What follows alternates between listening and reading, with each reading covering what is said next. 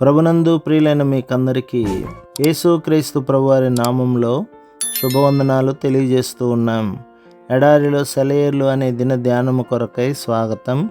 December 7.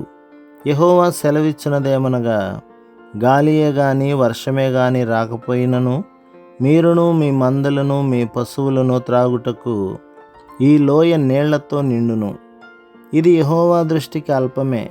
ఆయన మోయాబీయులను మీ చేతికి అప్పగించును. రాజుల 2వ గ్రంథం 3వ అధ్యాయం 17-18 వచనాలు.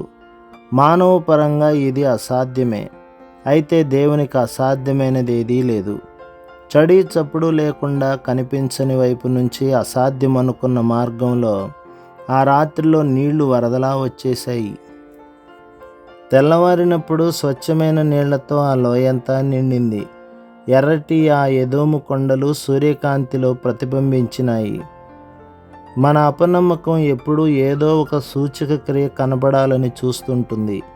మతం అంటే అదేదో అలజడి కలిగించే తతంగంలా ఉండాలని చాలామంది అభిప్రాయం. మతపరంగా ఏవేవో మహత్కార్యాలు జరుగుతూ ఉంటేనే అది సరైన మతం అనుకుంటారు కొందరు. కానీ విశ్వాసంలో ఘన విజయం ఏమిటంటే ఓరకుండి ఆయన దేవుడని తెలుసుకోగలగడమే. విశ్వాస విజయం ఏమిటంటే దాటరాని ఒక ఎర్ర సముద్రం ఒడ్డున నిలబడి ప్రభువు ఇవ్వబోయే రక్షణను చూడు అంటున్న దేవుని మాటల్ని వినడమే.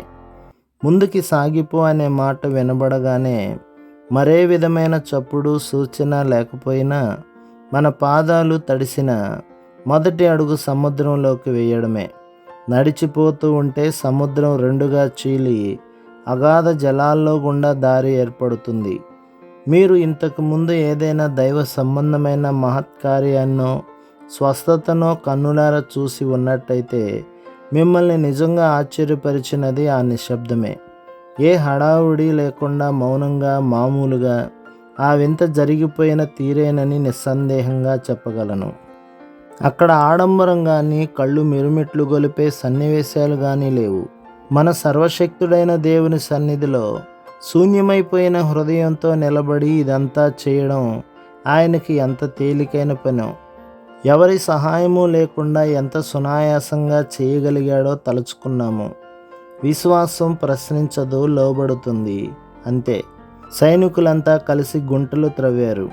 నీటిని మాత్రం పైకి తెచ్చేది మానవాతీతమైన శక్తి. ఇది విశ్వాసాన్ని పురుగొల్పే పాఠం. ఆత్మీయమైన ఆశీర్వాదం కోసం వెతుకులాడుతున్నావా?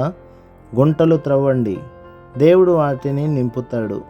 మనం ఊహించని స్థలాల్లో ఊహించని రీతుల్లో ఈ అద్భుతాలు జరుగుతాయి. కనిపించే దాన్ని బట్టి కాక విశ్వాసాన్ని బట్టే పనులు చేసే స్థితి రావాలి.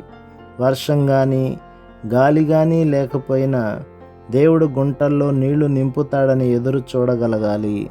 ప్రభు మిమ్మును మీ కుటుంబమును మీ సంఘమును దీవించి ఆశీర్వదించునుగాక. ఆమేన్.